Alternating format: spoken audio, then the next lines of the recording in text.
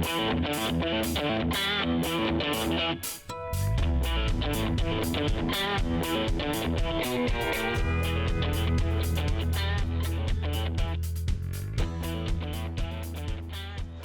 to Pirate Politics, where we prepare you for your next political conversation. I'm Jeronimo Cortina at the University of Houston. And I'm Brandon Rottinghaus, political science professor just like this guy at the University of Houston. And obviously lots going on. Like I said last week, we're trying to keep up just like you all are. There's so much happening. But we're going to break it down at least in some big categorical stuff and then get into some stuff about Texas.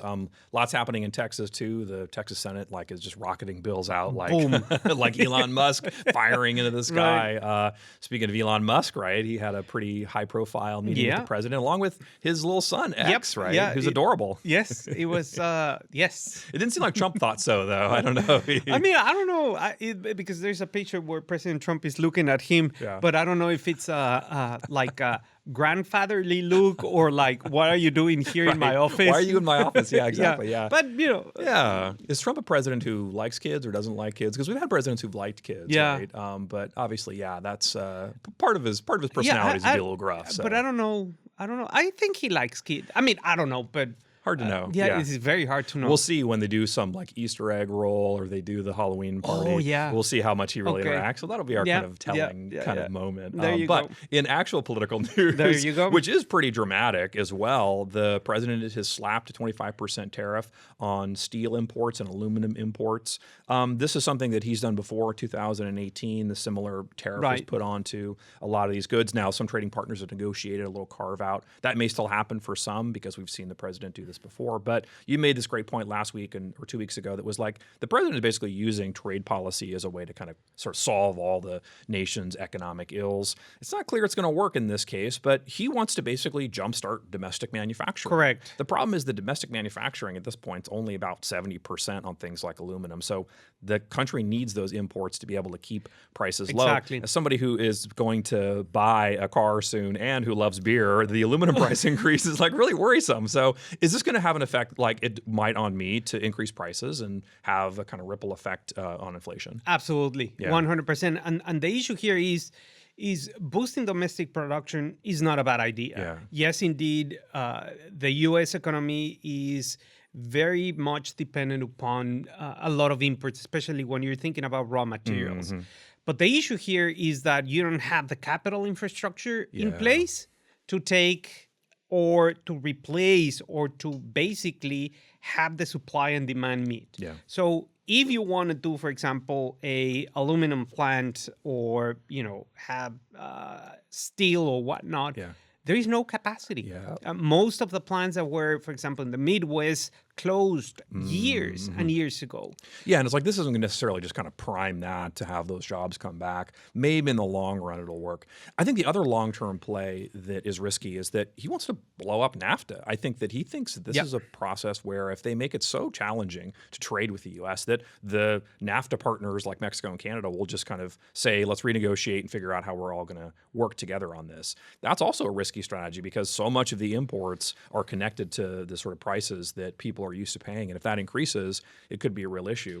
I mean, think about this. I mean, the inflation report came out literally this week that said that inflation's higher than it was. That's a major problem. So, I mean, the whole premise of Trump's argument, well, one of the premises of his argument in the election was, I'm going to bring down prices like on day one. Well, prices are still going up and sort of consumer sentiment is going down. That's a challenge for him in terms of sort of seeking re-election. And it's on stuff that we buy every single day. Yeah. Groceries, shelter. Well, that's just me. That's you. I know you do too. Sometimes.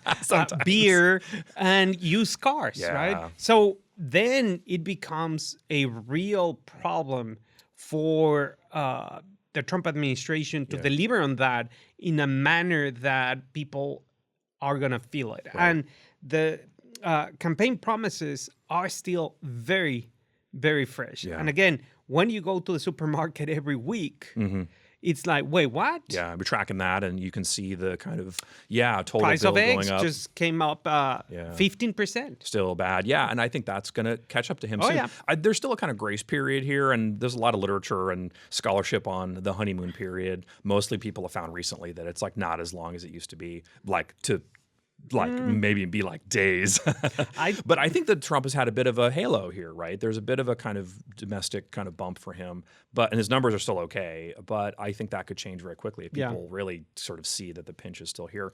Another way this could happen is that, we're seeing another campaign promise come out, and that's that he is sick to DOGE on the Consumer Finance Protection Bureau. Yeah. Basically, the CFPB, which is a mouthful, was created after the 2008 financial crisis. It was designed to basically protect consumers from kind of predatory practices from companies. The agency has collected multiple billions, $21 billion, it says, on like banks and creditors who have maybe sort of violated laws, or have sort of been kind of financially unkind to people. They've engaged in a bunch of civil penalties for these companies that have violated customers' rights.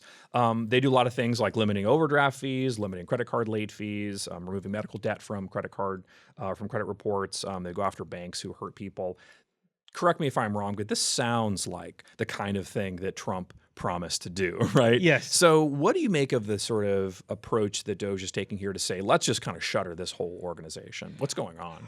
Well, I have no idea. Yeah. I mean, it's one of those on not really transparent decisions that DOGE and Elon Musk has made. Yeah, he's like, you need to check our X / Twitter to see what's going on. And like, exactly. well, okay. And this comes when Elon Musk just struck a deal with Visa to start a major partner payment company through X. Okay. And remember that Elon Musk's idea is that X is going to be an everything app. The everything app, okay. Right? Yeah. So, it's like, well, probably you don't want the CFPB breathing down your neck. Sniffing around, when you're going to do these things. I don't know if that is I mean, the fact that they have struck a deal, that's a fact. Yes. So... But why is the question? That's a great point. And actually, I mean, the Democrats have been saying, like, there is this kind of serious conflict here. And whether it's something you know about or like I'm just learning about this, then there's this sort of problem that is lack of transparency. But this isn't something I think that was a surprise. Like, Republicans have been coming after this Protection Bureau for a long time. This has been litigated a bunch of times. In fact, there's actually a Supreme Court case that like ultimately was decided in favor of the executive that said that the president could remove the head of the Bureau without cause, whereas before it was written that it had to be only cause. So in the sense, the sort of agency or sort of quasi-agency is kind of already part of Trump's kind of master plan. But it's also the case that this was the brainchild of Elizabeth Warren, who before she was in the Senate kind of came up with this and was put into place by Barack Obama. So that's two strikes, right? But I mean, it seems to me that this is an agency that doesn't have like a huge constituency, and Republicans have been gaming for the demise of it for a long time. I do think that this is something that could come back to hurt them, though, right? This is something that, in theory, protects people, and if people feel like they're being taken advantage of, there's no one to help, then it could be a potential problem. Well, absolutely, and it's not because you're talking about water quality of the number of million particles, blah blah blah, that people is like, wait, what? Yeah, you glaze over.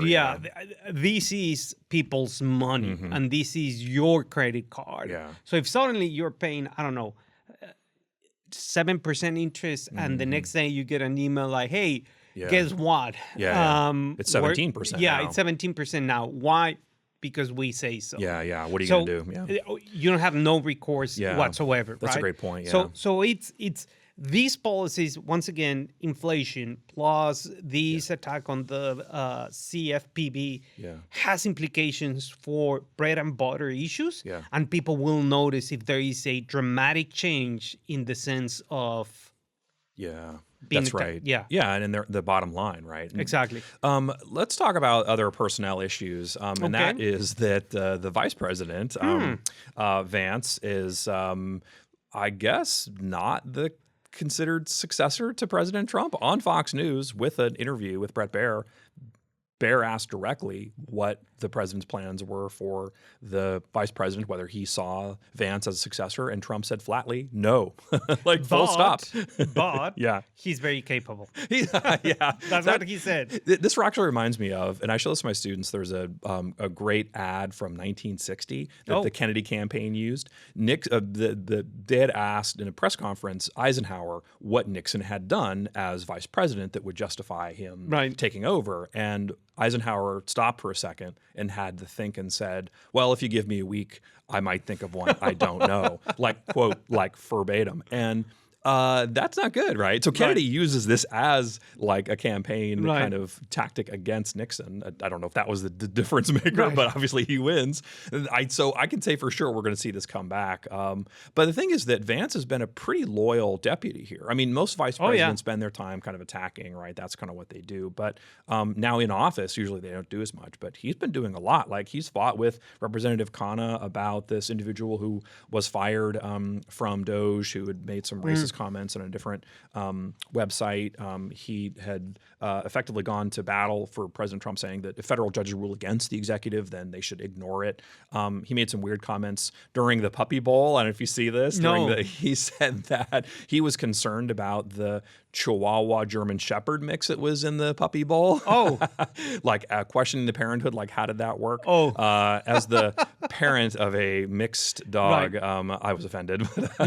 But like that's an interesting kind of dynamic where he's been pretty loyal. Now he's abroad doing an AI summit, so that's something vice presidents do, and there's a risk there too, right? Like they kept Vice President Harris pretty close because the margins were really tight in the Senate, so they haven't needed him to come in an emergency except one time to do a tiebreaker, but they might. So he's really important, basically, is what I'm saying to the administration. And obviously, this is not the first time. You know, President Obama, the first time that Joe Biden wanted to run, Obama said, like, no, let's give Hillary Clinton a chance. So he was like not picked. But again, it is important. But also on the other hand, I understand President Trump, because if you pick the royal heir to the throne this early, right? Yeah. You lose. That's a good point. You lose all your leverage. Oh, yeah. You become a lame duck president starting the moment that you say this is going to be the heir of That's a really good point. The MAGA movement. And Trump loves to, and I think also needs to, be the leader of this still. Oh, now, absolutely. how things will look after, we're going to have to deal with when we get to that point. I hate to bring up the fact that we're going to have 2028 before you know it. But well, 2026 is, a year away. It's so close. Too close. But yeah, like it's coming. And so they're going to have to grapple with kind of what the Republican Party looks like post-Trump. Let's talk about Texas. And actually, this is a merge of things that are happening in Texas and things that are happening in D.C. And that's that Governor Abbott went to the White House and basically said, can we have $11 billion, please? We've been spending all this money on border security. We'd like to have some of that back. Is it going to work? Well, it might. Yeah. It might not. Like they're going to get some of it or none of it? Or I don't know. I mean, you're going to get like a voucher for like, what, we owe you one. You can eat in the Senate mess. Or like all the Navy bean soup you can eat. When you want to return something at a store and you don't have a receipt, they say, okay, I'll give you store credit. So maybe that. Store credit. Okay, yeah, good. I don't know.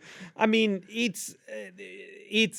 I think it's a good strategy from Governor Abbott. If he can get the money back, welcome. And hopefully that money is going to be spent on water infrastructure or something else that is important to spend. Just put the $11 billion right into water infrastructure and journalism, period. End of story. It is a lot of money. We'll talk about tax cuts in a second, but that's a lot of tax cuts. It is a lot of tax cuts. But I think that eventually we'll see. I mean, if he makes the argument, okay, we have saved this much trillions of dollars, like Elon Musk is saying that we can cut the federal deficit by half. That is $1 trillion.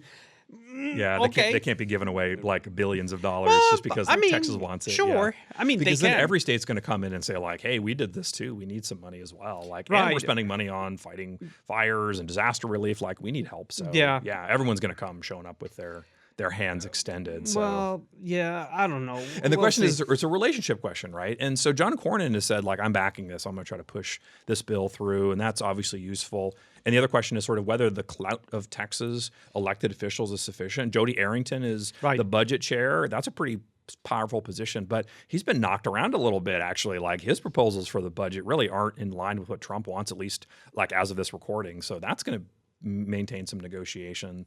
Ted Cruz is really rising up the ranks, right? He's the head of a pretty powerful Commerce Committee. So there's a chance that maybe they can leverage some of this into some success for Trump, but I don't know. The other thing I don't know is that The Dallas Morning News made a clear case in an editorial that said that they should check the receipts, look to see what Operation Lone Star really did. And there were concerns from last year, the year before. The Texas Tribune did a really deep analysis that looked at what it actually spent money on, what Operation Lone Star spent money on. There were concerns about the seizure of certain amounts of fentanyl attributable to border security increases or the number of criminal charges that were filed. There's a sort of sense that maybe it wasn't just sort of what Texas was spending that was leading to these changes. So I think that that's one issue too, that President Trump is going to say, okay, well, I appreciate the offer, and I'd like to give it to you, but like I need to make sure that we're actually, going to pay for what we get. I mean, that would be in line with DOGE's mandate, right? Yeah. We're going to look at the receipts and we're going to see if you actually purchased this thing and show me the thingy. Show me the details. Yeah. So that's another issue that they're going to have to deal with. So I'm actually skeptical it'll happen. But maybe like some general credit would be good. And maybe it's the case of not so much that they like are going to get like paid dollar for dollar back, but they're going to say, hey, we need X, Y, and Z at the border, and the feds will pay for it instead of Texas. So it's like they can reduce the amount of money. Sure. But they're still going to spend about $6 billion according to operations. We talked about Abbott's budget. So like they're still spending a healthy amount of money. Yeah. So I don't know how that's going to play out.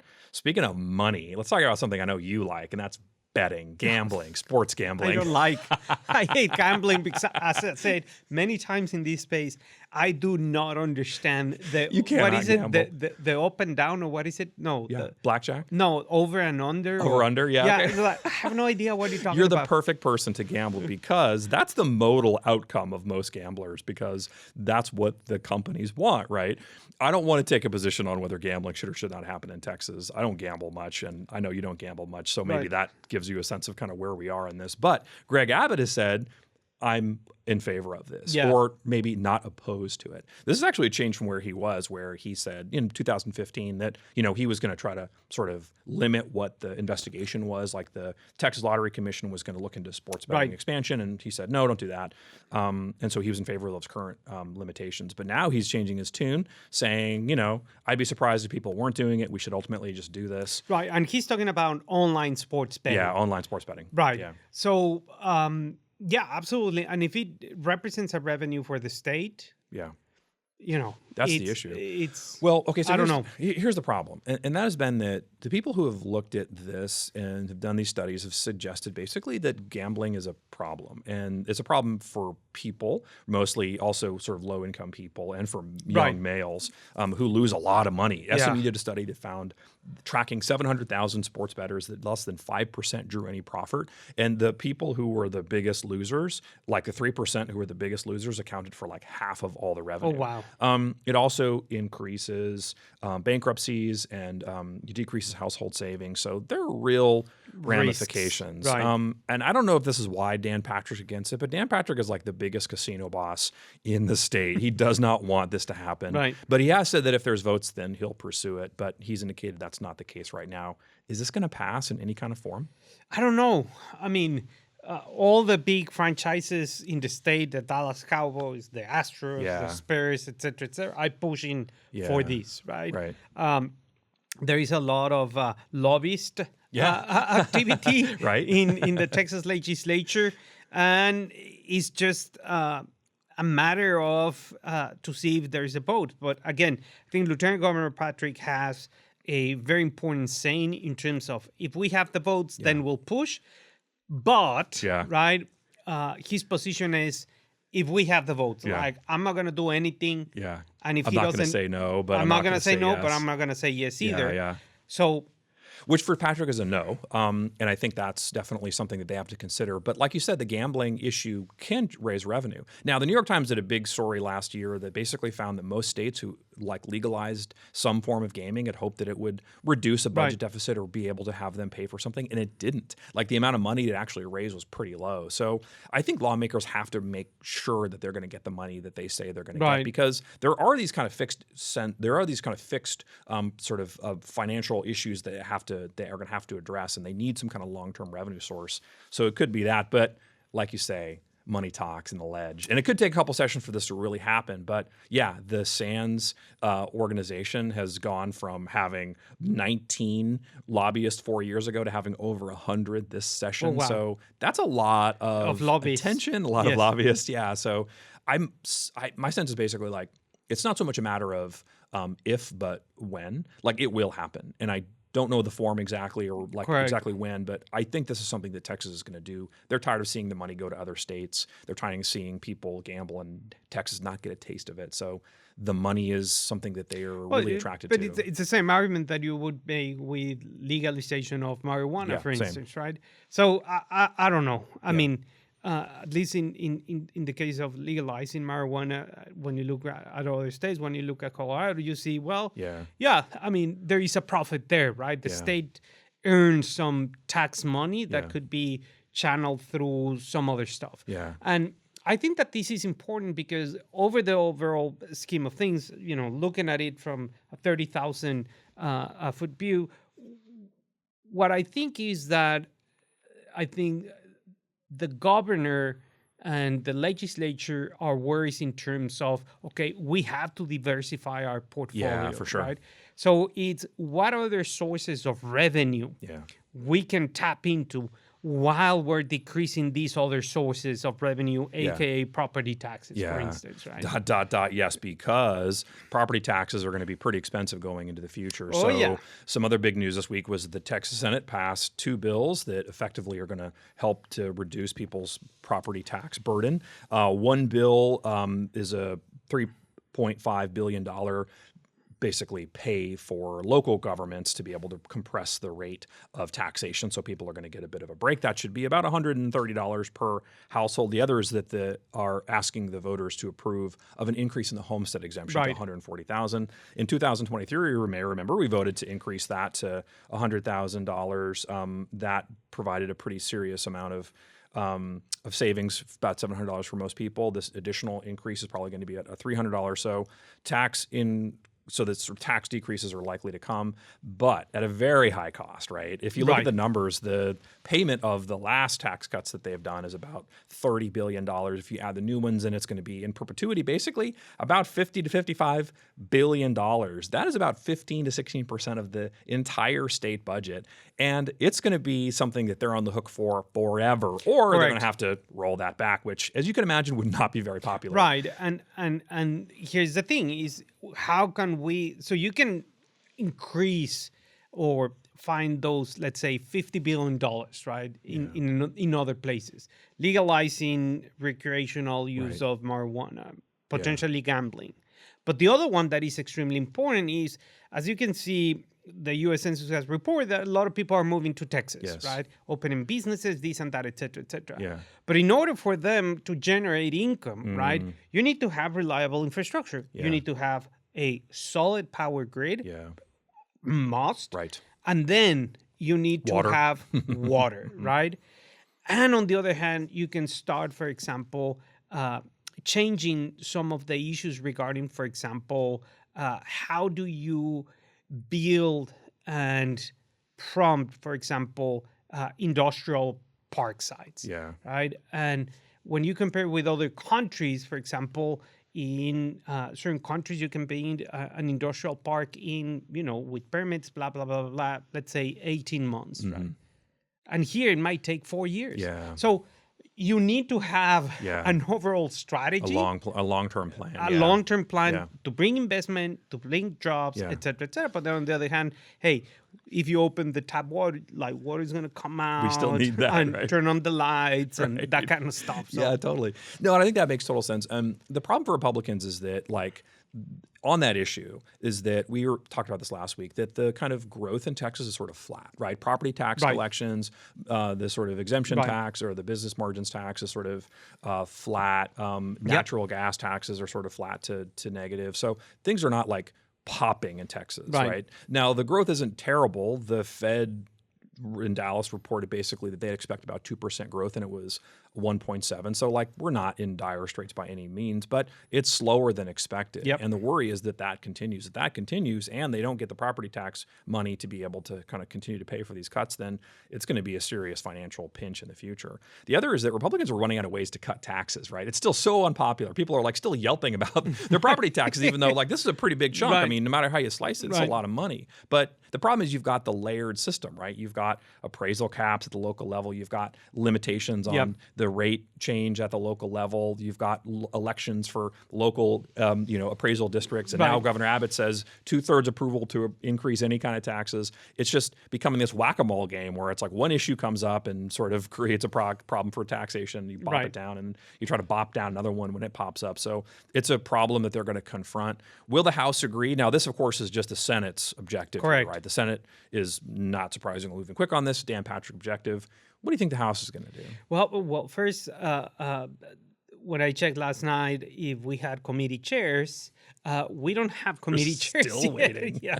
So, I mean, I don't know what the House is going to do. It's more, it has more politically diverse members. It has a lot of rules because you have more members, more rules. Right. So it has more ways for potential legislation to fall into the cracks. And people like Representative Harrison and Representative Slatsine are looking at the kind of what the House is doing, and they're saying, why are we spending our time on resolutions about Beyonce, right? But they can't. Like there are constitutional limits in terms of what they can do. It's a big place. They have so many people to accommodate in terms of committees, so they're going to move slower, and that's going to be an issue all session. Well, absolutely. But that's going to be something that we're going to start reviewing next week. I'm Jeronimo Cortina. And I'm Brandon Rottinghaus. The conversation keeps up next week.